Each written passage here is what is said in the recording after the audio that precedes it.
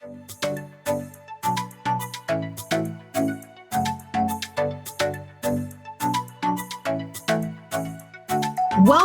to The Main Perspective, Episode 6 of the podcast series, Trust Across Race and Culture, The Pandemic Impact, dialogue with the WIE champions. I'm your host, Regina Wharton. Let me introduce our speakers. Hugh McCall, former chairman and CEO of Bank of America, member, the champions. Cy Pugh, Chief Operating Officer, Worth Financial Advisors, co-chair, the champions. Nick Wharton, President and CEO, Charlotte Area Fund, co-chair, the champions. Let's get started. Cy, tell us, who are the WIE champions? Yep. So we are the men's affiliate of the Women's Intercultural Exchange, WIE. I know you are all familiar with WIE. They certainly laid the foundation for the champions when it comes to our mission of building trust across race and culture. And I always think about them in terms of, when you ask me who they are, I always think about how we align with the mission of WIE. So we're a group of men from the Charlotte, North Carolina area, from different backgrounds, different ethnicities, different political affiliations, and we join together. We convene once a month, usually once a month, on the premise of building trust across race and culture. And it's just a vast array of different industries that are represented in the room every month. But we join together to have very difficult conversations as it relates to what's going on currently in our society at this very present moment. So we're dealing with today. Meet at various locations throughout the city, and we try to create a place that's safe where we can speak freely and discuss our differences as well as confront our own biases. So ultimately, we never finish with our agenda on a monthly basis. That's just the harsh reality of today, the time we live in. Thank you, Cy. Nick, tell us about your experience with the champions. Sure. So Cy captured it right. We are aspirationally called the champions. The women have labeled us. And part of that had to do with us trying to build trust across race and culture, and quite frankly, gender as well, that we also developed some awareness of gender equity and equality in the workplace. It has really been a powerful experience for those who come to this monthly meeting to drop their biases and prejudice, or at least attempt to build trust across race and culture. One of the sort of operating elements of the group is that we have lots of influential people in the room. And then we have those who don't have a lot of influence. And that can be broken down on racial lines in some respects. So what's really important is that we sort of really suspend the tendency to have a sort of dominant superiority complex, as well as check this sense of fear, not wanting to say what you really mean as a person of color as well. So we both are sort of dancing an interesting experience. And at the end of the day, I think we come out feeling very different about ourselves and learning something about issues that affect our lives when we walk outside that room. And it helps us to build strong relationships. And hopefully we'll talk about some of the conversations that we've had that have been really, really remarkable. Thanks, Nick. Hugh, tell us what inspired you to get involved with the champions. Well, I sort of don't remember too much about it, but I think two young women came to see me and to talk about WIE and made me think about it. I don't remember precisely who approached me about the champions. It might have been Nick, or it could have been Cy. I don't remember. And I had been to one meeting and got interested in the discussion, and I went because I wanted to find out more about myself and more about my own prejudices and to face up to them. And what intrigued me was the idea that we were going to look at ourselves openly, and that you could talk freely about what you believed and what you had happened to you in your life. And so it's opened my eyes a great deal. I've made a lot of new friends, and I think we would all agree today that maybe there are 150 of us all told that we see each other as men as opposed to seeing each other as black men or white men. I think we see each other as men. And we have a bell-shaped curve of personalities and a bell-shaped curve of brains and a bell-shaped curve of whatever. And but we find each other interesting, even when we disagree with each other. And we don't get mad at each other, which is really an excellent thing, to be able to say things or to ask questions and feel safe about doing it, as Nick says, having the safety of. And I admit to all kind of prejudices that I have had built into me from growing up white in the South. And although I don't blame the South for everything that happens, it's you could argue it's prejudice that came to the country from the Europe many, many years ago. But in any event, I find it a tremendous organization that offers everybody an opportunity to be an individual. So I want to hear, I'm curious from all of you, and Hugh, I'll start with you. Just curious tell us about a meeting and what you all accomplished in that meeting, sort of something that comes to mind where you walked away and it was really thought-provoking. Well, one of my talk about a lot is when we divided up into small groups and we asked everybody to respond to what they thought, what they heard about different words when they were 6 years old. And those words were black, white, Latin, Asian, Indian. I can't remember. There may have been a couple other words. You know, Si is the one that puts all this together. We just do what he says. Mm-hmm. He's big, incidentally. So we learned that people see things differently based on when they grew up. So and I made the point that I was 6 years old when the Japanese bombed Pearl Harbor, and I was in my father's lap listening to President Roosevelt talk about it. And so I grew up believing the Japs were untrustworthy, so sneaky. And of course, the people that were born 40 years after me don't think that at all. They think they're smart and capable, hardworking, whatever. The same was true with Latin Americans. I grew up with the image of them sitting by the side of the road with a sombrero on, lazy.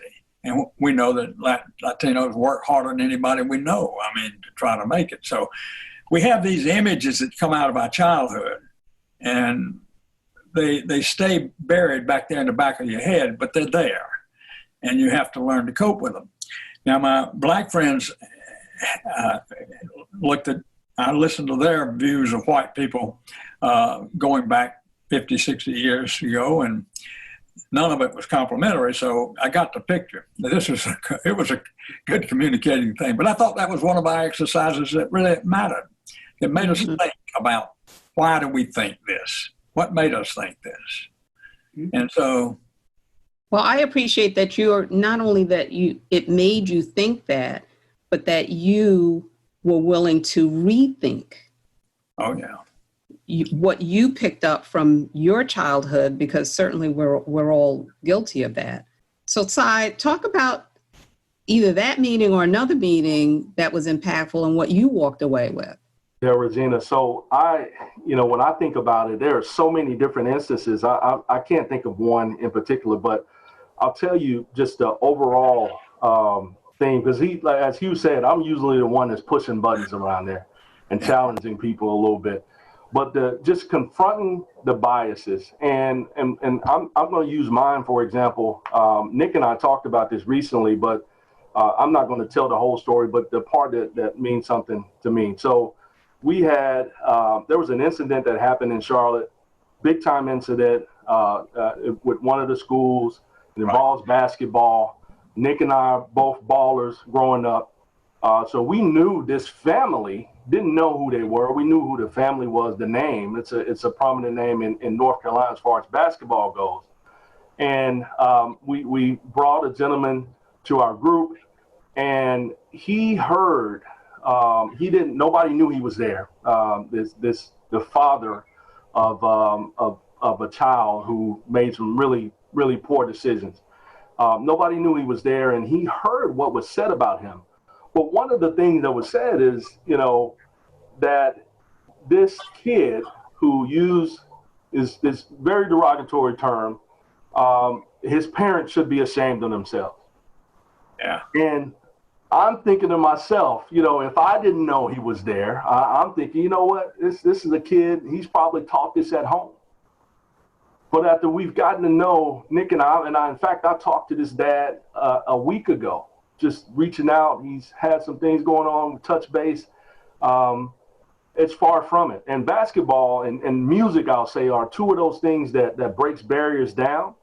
But this guy didn't have that background. And I dare to say that he probably didn't teach his child these types of things. But this was a bias that I had already. You know what? He's taught his kid this. Yeah. So he's responding the way he's being taught at home. So that's one that stood out for me. Well, it's so interesting because the biases you're all talking about that's something that you certainly share in common. Hugh, you were going to make a comment? Well, I was going to say that meeting was very important to all of us, and what I think really shocked that gentleman was that we could sit there and black and white and listen to that and not be judgmental. We were open to bringing him into our group, which we did. And I mean, he broke down in tears, really, and it was a very moving thing. And wow. We provide this open forum where you can say what you want to say and be yourself and admit to your faults. And we all have them, We all do, absolutely. Yeah. But an open forum, I'm picturing 150 men. An open forum with 150 men. You had to have done something really, really special, powerful, positive in order to build that trust so that everyone could share. Nick? But let me underscore that. I had a different story I was going to share, but let me just underscore why that was so important. I'm going to be a little bit more transparent here. Sure. He was a white young man who had made a obviously racist sort of statement, right? And his father really wanted to get his family on the journey of healing. Yeah. Right. And so we were a vehicle, really, for him to come, literally stand and deliver and have this conversation. And as Hugh mentioned, the father sort of broke down into tears, sharing, his failure as a dad, let's say on some level, to teach his son about biases. But let me also say, while we were open and, to hearing the conversation, there were those who challenged him as well. He didn't leave there unscathed. And in fact, he committed to being a part of the group going forward for his family and for himself.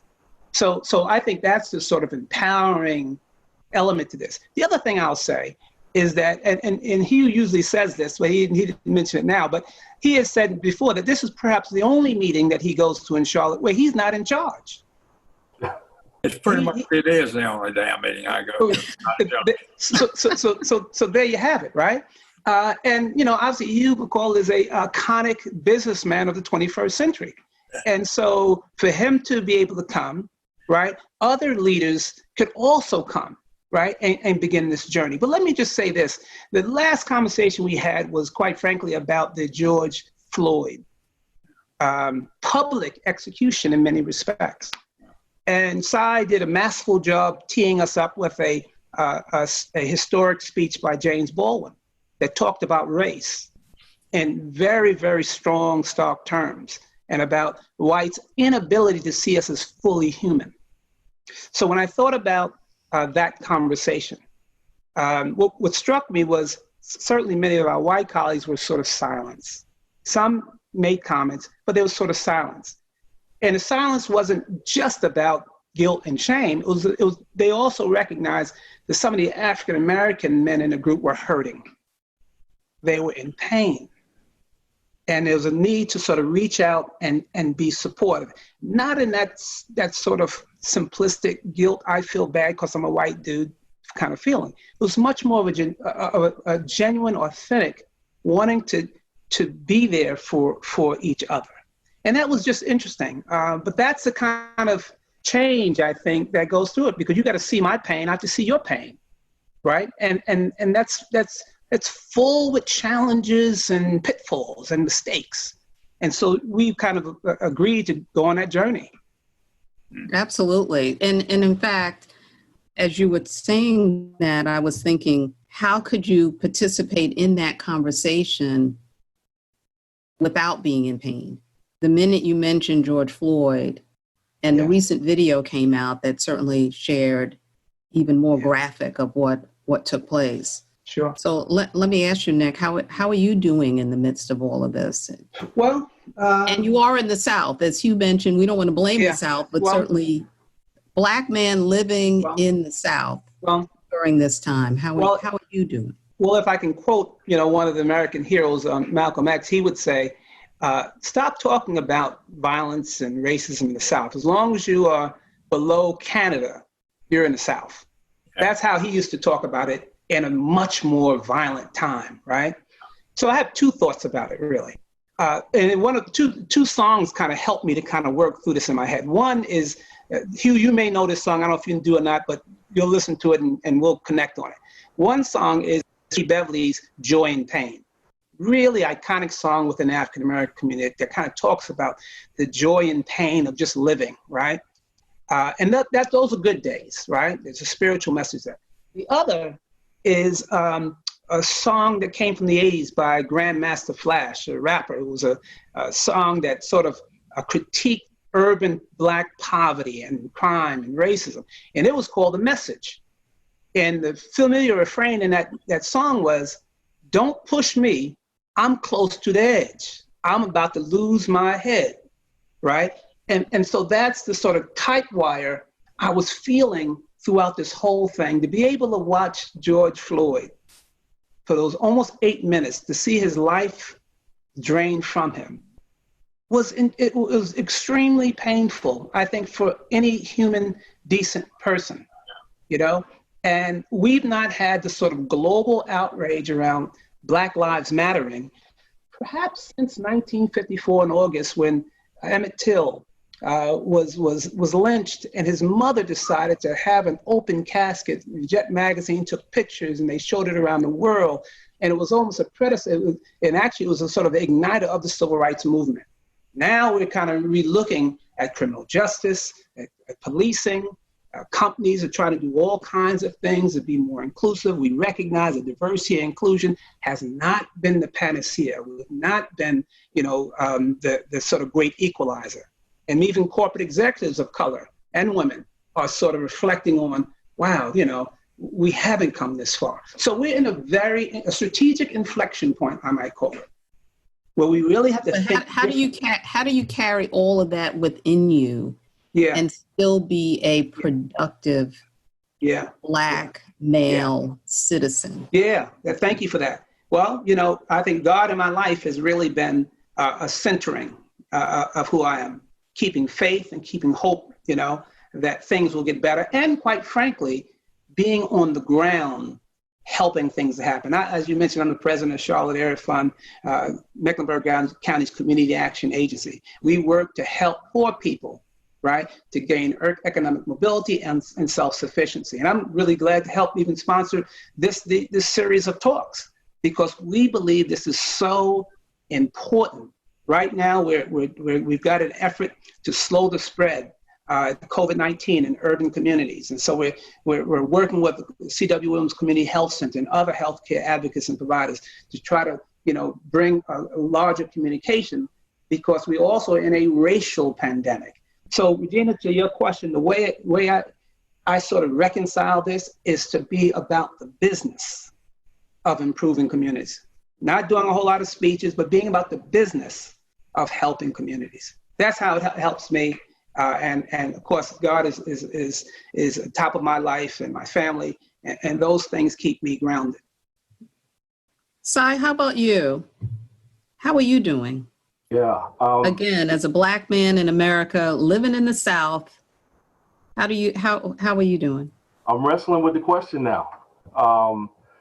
My ready-made answer is that I'm hopeful, and I truly am. I'm hopeful, but I'm reminded of just the young people who have reached out to me recently, and mostly young men that look like me.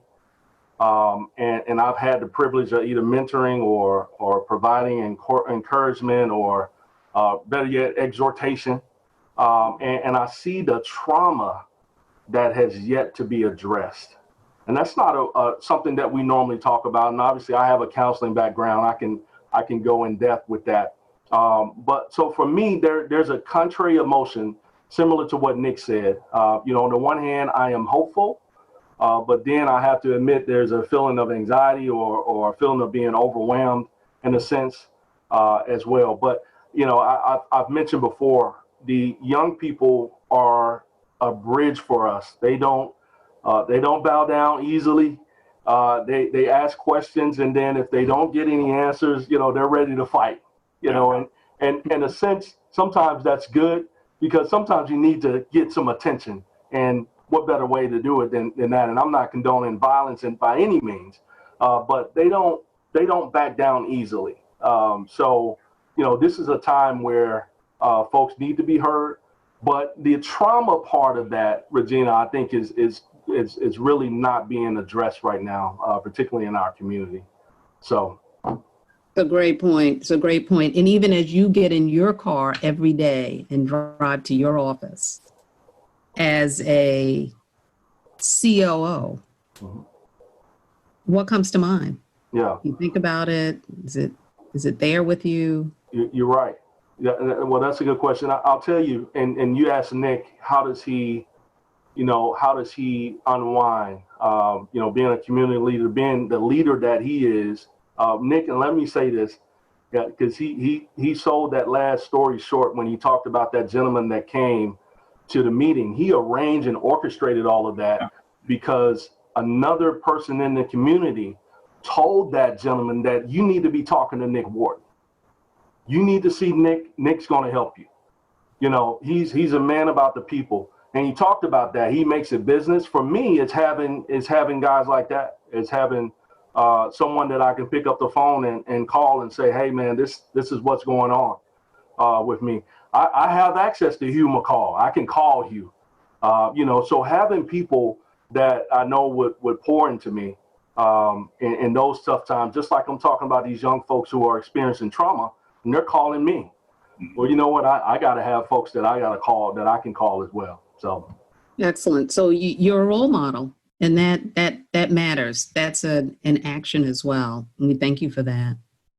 Hugh, how has this current climate of protesting for social justice and racial equality impacted you? Well, let me put it this way. I'm in favor of what's happening. And my advice to people is don't stop. In other words, don't make it like every other uprising. Don't tear down a statue and think you've accomplished anything. That's nothing. I mean, in other words, that's a Pyrrhic victory. What we really want is change. And so the pressure has to stay on. So the people in the street are serving an important purpose of keeping the pressure on for change. Because the way the world works is and you all have seen it, if the pressure lets up, then, hey, it's going about business as usual. So what it's done for me, first, this pandemic it's taken away one of my great strengths, which is talking to people and getting them to do things. But I'm spending all my time in the Black community helping young Black business people get money, move up. And because I realize I can't change the world, but I can change 15 or 20 lives probably, maybe more. But that's what I'm working on is economic emancipation. And I have spent all day today talking about building a fund trying to build a fund that might reach $50 million, that would be a fund that would invest in Black and women-owned businesses, invest, not lend. In other words, what the Black community is saying, and they're correct about, they've not been able to accumulate capital over these hundreds of years. And the capitalists are making money. I mean, my family makes money when we aren't doing a damn thing. And I understand that. And I'm not ashamed of that, but it's just a fact. And because we have capital, we're able to make money lying down reading a book, you know? So I'm trying to help people who don't have that access. And I try to use my personal capital, both money, but also connections where I can move the ball. Now, can I give all the credit to our group? And the answer is no, but it's been a big part of getting me motivated to do what I can in the last few years of my life. I've come a long way. I was the worst kind of racist as a child because I didn't think anything. In other words, I didn't think about it. That's terrible. In other words, I admit to that. It's so I've come a long damn way in 85 years, and so I'm trying to do my part, and I'm trying to do it the most. I know what we need is better training, better jobs, better incomes, and we need to back the businesses that have already broken out. Now, some good news as I see it is I'm talking to a lot of Black leadership that have good jobs, people that are highly placed, and they want to make a difference. I have worried that the Black people that made it weren't reaching back, but I don't feel that anymore. I know they're trying to do it, and that's good news. The Malcolm Coleys of the world and Gene Woods of the world, the young man that runs Lowe's, they're making a difference right now in job training and supporting things that matter. So we're seeing the Black leadership that has reached the top starting to make itself felt in terms of not just jobs, but in terms of reaching out both with their power and financial power. So do you think it's up to the Black leaders to do that? No, I think it's up to all of us to do it. But it's a lot easier if I can go to the Bank of America and say, I want you to give me $10 million. Malcolm Coley's given me $1 million already. And I just use that illustratively, but it's actually going to happen. And, you know, and so I go to the white business community and push them. I have to, it helps if I'm able to say, here's the Black leadership has already stepped up. And so it sounds like you're giving us somewhat of a strategy because there is a call for bold change in order for us to combat structural racism, especially in corporate America. In the Fortune 500s, as we know, we have 4 Black CEOs of the Fortune 500s right now today, and none of them are women. And so what do you think it will take to, what's in the strategy for bold change? Well, I think it's not like people haven't been working on it. It's the thing that we haven't been able to change is the feeling that a young Black man has that's, let's say, been 5 years at the Bank of America. We'll just use them illustratively. And he feels like he is impeded in his upward progress because he doesn't look like all the people above him. And they don't pick him out of a crowd to help. And some of that is true. In other words, it is true, some of it. Some of it is not true. Some of it is giving up too early. It's interesting, when I ran the bank, I basically hired 14% of Black trainees every year, management trainees, about 50-50, women and men. 5 years out, I would have very few of the men left, and I'd have most of the women. The women went further. Now, it had something to do with patience. It had something to do, I don't know what else it had to do with, and I don't blame the young men. That's not something I'm saying. It's just they couldn't see their way through to fighting through what they viewed as a ceiling that they couldn't get through. Now, that may not be there today. You got to remember, I've been retired 18, 19 years from running the bank. They wouldn't say I don't know anything about it. The only way you have to have a purposeful decision that we're going to pick out people of color and promote them. Now, and you have to also recognize when it's done. That is, people have to say, they need to get some pat on the head for it. The man, because that's their, management, no matter who they are, want to be loved, but mainly by their shareholders. But nevertheless, we should reward people that do that, and reward them with our approval is what I'm really saying. So it's going to happen, and it is happening, but at a very slow pace. And I know that's what y'all would think, and I don't disagree with you. So I was meeting with one of the very successful black businessmen in this city this morning, and I asked him about another young man that's very, very successful, and he had never heard of him. And he was a young black man, and I thought, how can this be? He's in the same damn business as you, more or less. And so that's another thing I'm working on is let's connect. If very few people, let's connect them. There's power in, connections. And I think, there is a lot of power in connections. And in fact, when you said 18 years that you've been retired, it really does not seem that long. And also when you said it will take a while. Well, it's taking a long time. I know. It's taking a long time. And that's a lot of the frustration is, and I'm not expecting that you have the magic answer, because it is something we need to work on together. So I certainly appreciate that. Something I hear often from my son, who's an adult and a marketing executive in New York, and he's, along with our daughters as well, they are talking about being the only ones still in the room. Now, that happened for me in my career and still does at times, but we're still in that place. 18 years since you've left the bank, and we still have that.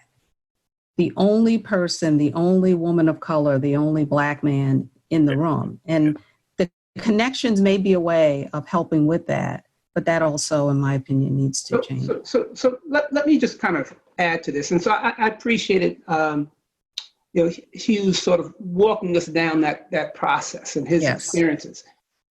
So one of the things we try to do in this group is really interrogate, these assumptions, these experiences.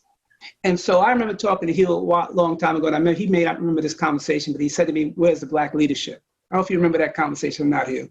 Yeah. We were at the Center for Intentional Leadership. And I remember saying to you that you and your building of Bank of America and what you've done with regard to diversity and inclusion and growing number of professionals' lives, minorities and women and so forth, that is actually, not oftentimes the mindset of some of these leaders today, white leaders today. Yeah. You were a special breed, and you're still at it today. But what we're seeing today, as you get into talking about that young man that works at the bank, he's really operating under biases, and he's caught in this box, not knowing which way to go. I talked to my son about that, and other young professionals, and the issues of race are still burning. Oh yeah. And fear of black men. And the other side is that, to your point, they're not even thinking about them. They're thinking about people they like that are similar to them. They're not even in the game when it comes to opportunity. So at the bottom line is we need folk on boards. We obviously need more CEOs, women, and because quite frankly, those organizations, as the research suggests, are often more profitable because they have people who think with inclusive minds and open markets. Right, I agree. So that's where I'm at, and I think that I'd love for us to have 5 or 10 other individuals who thought like you. We definitely need more allies, and that's, I think it boils down to that ultimately, allies. Specifically for recruiting black and brown middle management. In preparation for these opportunities for leadership, when they present themselves. Right. I can't tell you how many times I look at websites and I see everybody on the website has the same complexion. Yeah. That tells me a couple things. Either there's a lack of intentionality, and it shows that a corporation is not open to really changing. And so, when we have those types of things, it just reminds me that what you said, Hugh, that type of connection, that's a big part of what we've been doing with the champions as well. We've connected people from across the county that may be doing the exact same things. We need more allies to help push that agenda forward. And my fear today, Hugh, is that in Charlotte and other cities, this lack of access and opportunity has metastasized the level of poverty, where their generations will never see what we hope they'd see. That bothers me. And I know it bothers you. Yeah, it does. I'm a little more hopeful for a different reason. I'm hopeful, but I do believe the world was outraged at the killing we saw on television. I believe that it woke a lot of people up. And it was a tipping point. Yes, and the issue is, what do we do with that? Right. Now, I try to have this conversation, but it's very difficult sometimes. What we really want is just everybody to be treated like they're supposed to be treated. If you think about it, we don't need a new law. We have a set of laws that says that everybody has this set of rights that come under our Constitution. We just need to give them to them. We just need to stop. In other words, we don't need a new law. We need to just obey the ones we have in terms of respect, in terms of no illegal search and seizure. I mean, you pick it. I mean, it's all of the above. But we don't need a whole lot of new set of laws. Now, we do need a new set of training and recruitment in the police force. I mean, that we need. And that's going to take hard work. And part of it is let's just take labor unions. We got a police labor union. And Minneapolis is the best example of it. I mean, where we've had the worst problem, we've got a labor union that thinks their guys didn't do anything wrong. I mean, that's the position they're taking. So we've got to change. Those are things we have to change. We have to change the things we can change. So the champions are onto something for sure. Yeah. How do you package? So we'll close out with this. How do you package what you all are doing with the champions to have that, how do the champions go out into the community and the work world and make change? What are your thoughts on that? I'll try to be brief so other people can have a chat. Yes. We've got a man that works as part of our group named Bob Johnson. He has put together a methodology of bringing leaders from black neighborhoods and white neighborhoods that are 100 miles apart, let's say in money and education, whatever, putting them together and making them face up to racial issues and to do the same thing we do at the Champions. And I've just underwritten that effort that's going to the tune of around $500,000 to make it happen. And we're going to reach out into the community and create then a lot of little units of people meeting each other in the same way we have done at Champions. So you may have spawned something that may turn into a tremendous movement. And the good news is that people want it. Black and white people want it. It's not one or the other. So we're never going to have a time like we got right now where people are seeing the value of other people. And we have this opportunity in front of us, but we have to keep attacking. Thank you. Great idea. Yeah, I think Hugh's spot on with that. I think one of the things we always encourage is, you come in here on a monthly basis. We're doing this once or twice a month. But if you're not taking it back home and having these conversations at home, then it really doesn't matter. So within your circle, I think we did in one of our groups, we talked about how our circles, what they're comprised of, and whites, their circles were comprised of 92% other whites. These are statistics, so you can bend them however you want to. African Americans, 83%, their circle, they're, folks that they're familiar with, they call friends, 83%. Latinos, about 72%, and then Asians, I want to say about 50%. if we're not going back to our circle and one, being intentional about inviting others to our circle and making friends with others, then this stuff is null and void. You're coming for a show every month. So I think we gotta live it out personally in our lives, and that takes place in our churches. That takes place, on the job. It takes wherever we are. We have to be champions wherever we are. Nick? Well, this has been great. So I really appreciate hearing from Hugh McCall saying, keep the pressure on. Yeah. I think that is just profound. We have to keep the pressure on. Certainly I agree with everything both my colleagues said, but I do think we are in a highly racialized city still. And we're missing out on so much great talent because we're not looking at folk as full contributors to this economy. I'm very concerned, I keep saying this and I will continue to say it, that we've got to invest in communities in far greater capacity than we've been. We've got to invest in poor people, right? We've got to get serious about this because those problems will come right back to us, right? They'll come right back to us. So we've got to get serious. We've got to get serious. So that's really my point. I agree with my colleagues, but we've got to get serious. Thank you to our listeners. Thank you to Hugh, Cy, and Nick for sharing your thoughts and perspectives with us. Please join us next week to continue our discussion on trust across race and culture with a fascinating group of millennials sponsored by The Main Event.